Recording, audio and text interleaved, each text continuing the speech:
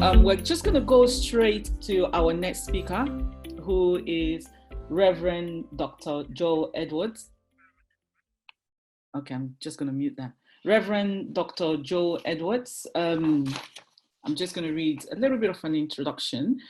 He is a writer, coach, Bible teacher, and international inspirational speaker covering issues of social justice, leadership, faith, and society. In 2019, he was awarded a doctorate in theology and ministry. I think it's supposed to be by St. John's College in Durham, where he's also a visiting fellow. He's also on the team of the International Institute of Religious Freedom. So I'd like to welcome you, sir. You're going to be discussing about managing cultural diversity in post-World War II and Windrush Britain. Over to you. Thank you very much indeed. And thanks to everyone. I have been following the conference with great interest. And I have learned an awful lot. Pat has been very kind in giving me a very sort of generic subject, because my specialism isn't in this particular area, which is why I have been very grateful to listen in. But I did want to come at my particular subject matter very briefly from within the context of what has already been said, rather than veering off to a sort of a fanciful conversation about diversity. But I want to try and root it back in some of the elements. I'm also the lazy contributor of the day because I have no presentation or PowerPoint. It's just boring old me. But I was thinking that the current context of COVID gives us a very interesting context and perspective against our entire discussion today, because COVID has been something of a game changer in many ways. All of us are having to think differently now about how we communicate, how we work, and so on. But COVID has also been something of a revealer of something we've always suspected. And that is that the health disparity between rich and poor, people from very different demographic communities, has always been unfair. And COVID has brought this up into very sharp, high definition. So what I want to propose is that what we are learning here, and what is basically undergirding our discussions today, has been that government has two roles for all of its citizens. The first is protection, to protect its citizens' well-being. And the second is to promote profitability both for the individual as much as for the state. And this is what our government is wrestling with at the moment, isn't it? How do we protect people by throwing them out of pubs at 10 o'clock as opposed to 11? And how do we build profitability by getting everyone back to work? And within that discourse of protection and profitability, we are faced with a number of the critical issues around well-being, and particularly well-being for BAME communities, and which is the substance of our talk for today. I suspect that in dealing with diversity and disparity and justice, the government has this responsibility to protect everyone, providing well-being, and then racial injustice, I want to suggest, happens when three things happens. One, the government neglects the protection of minorities. Or two, it protects the majority at the expense of the minority. Or three, it builds profitability and profit for the most powerful or the majority at the expense of the minority or those who are least powerful. And whatever we make of the Black Lives Movement, we have all been forced to pay attention to this disparity. And it has drawn us to kind of re-examine the legacy of slavery, as we've been hearing, the trauma which has been compounded by slavery, and how that then has infiltrated our experience of living together during the pandemic. And others have said a great deal and very powerfully about the whole compilation, generational impact of trauma. I actually think it's a very important note, which we have undersold in the discourse about slavery and also in the discourse of well-being. So it was good to hear that today. And of course, this means then that well-being has to be the measure against which the responsibility which government has to protect the vulnerable must, ultimately be discussed and measured. And to exploit those who should be protected from being exploited by the powerful is what we are talking about today. When we think about the under-resourcing of people from BAME communities who are trying to provide the services needed for our communities, it pushes us back into this imbalance between protection and profitability and the responsibilities which our government has. And this has been very well demonstrated in terms of the post-war Windrush generation. BAME communities in the post-war context has really been exemplified by the Windrush thing. The Windrush is probably the only icon I can think about, the only image I can think about, which both embraces the idea of celebration, building, contribution, and scandal. And so when the Windrush landed in June 1948, it was a symbol of celebration. The Commonwealth has arrived to rebuild Britain. And we should remember that 1948 was a very powerful time in British history. It was, in fact, the launch of the NHS. It was the launch of the Universal Declaration of Human Rights, Pat was mentioning earlier. And this year was a year in which many Commonwealth citizens, people from the British Empire, from the Caribbean and elsewhere, began to descend upon Britain in order to build better, as our government would say. And these are people who came to the mother country, people like my mother, myself as a second generation, who came to rebuild the National Health Service, who came to rebuild the transport and steel industries. We came to participate as people offering profitability to our government, to the mother country. But I think the experience has been one in which the well-being of these citizens has been seriously compromised since the post-war period.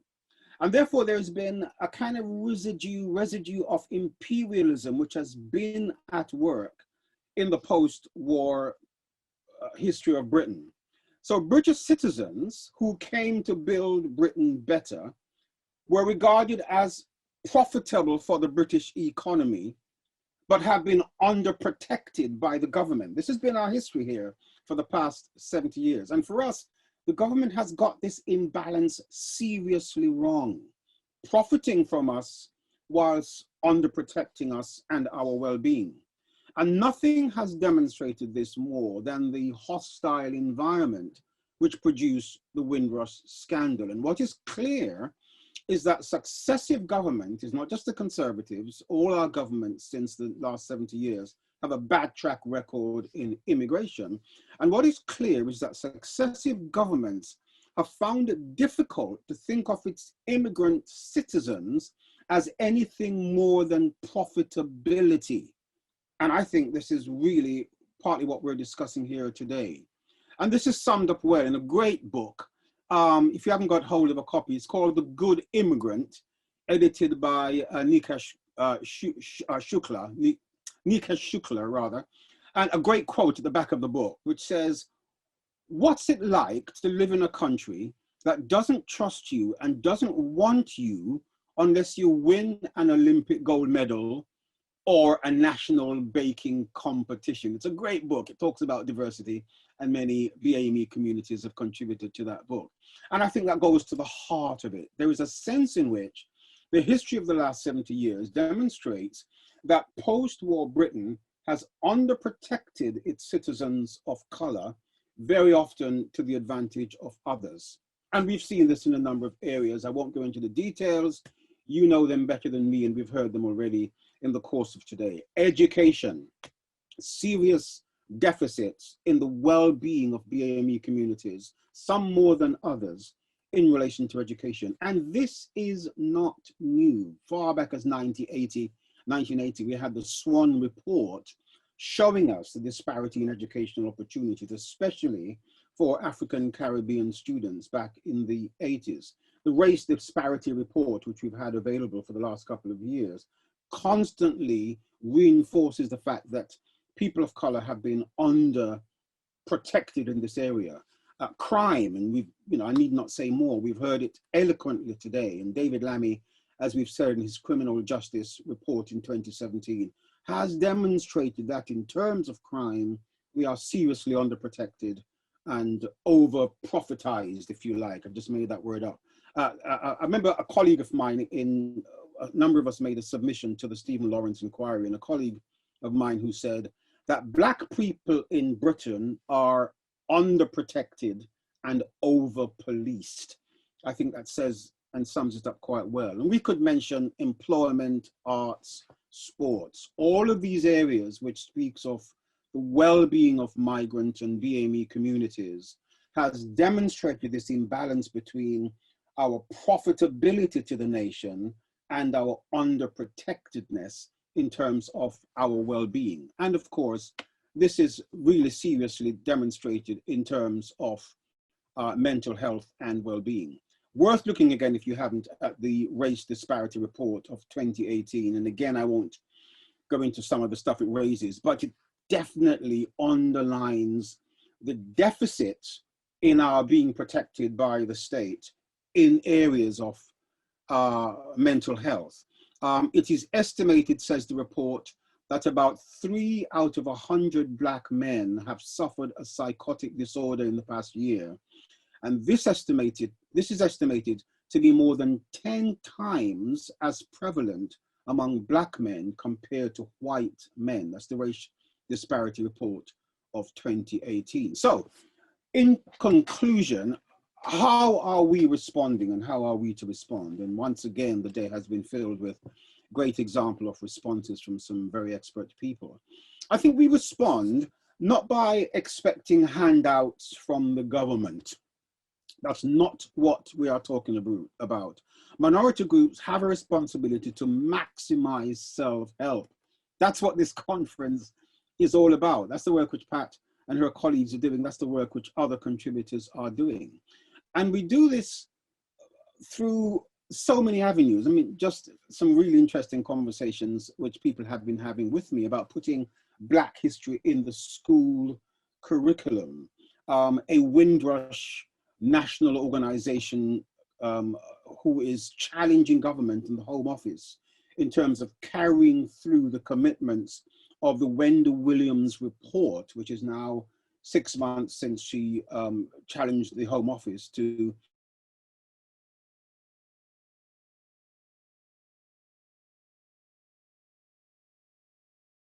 I think he's having problem with his internet. Yeah. The scandal of the Windrush behavior. Oh. Can you not hear me? For a while, you just cut off, but we are hearing you now. Oh, can you hear me now? Yeah. Okay. Well, it probably wasn't worth hearing. The bit you missed probably wasn't worth hearing anyway. But I'm basically saying in a nutshell that we are making very important strides in responding to this disparity of protection and profitability. But we also realize that it's always the responsibility of the majority, the powerful, our governments, to ensure that we are protected and that we are properly resourced. When we lobby, when we insist that Enfield should provide the kind of support we need, it's not that we're begging, it's that we're saying there is a deficit in the protection of our well-being, and therefore we are challenging our authorities to step up to the plate. And this is true in education, it's true in crime, it's true in all the areas in which we find ourselves at a disadvantage over the last 70 years. And just very finally, if you can still hear me, we do this not for the BME community alone. We do this for everybody, because the point we are making to governments, the point we're making to our national councils is, when you empower us to support ourselves, and when you deal with racial disparity, everybody in Britain is better. So better well-being for BAME people is a better Britain for everybody. And so I want to applaud the conference and all that we're doing together here today. I'm sorry if I missed out. My internet was obviously misbehaving. Thank you.